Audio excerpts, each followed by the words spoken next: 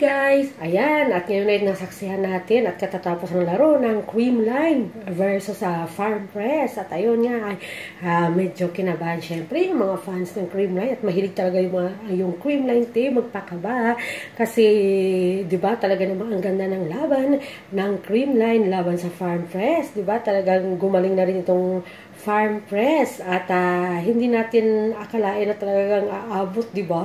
Aabot sa ilang set itong Creamline at Farm Press. Pero syempre sa huli ay talaga namang ginalingan ng Creamline at nanalo sila sa first game nila ngayong PVL. Pero syempre di talaga mawala yung kaba at syempre tuloy-tuloy lang yung suporta sa ating mga paboritong team.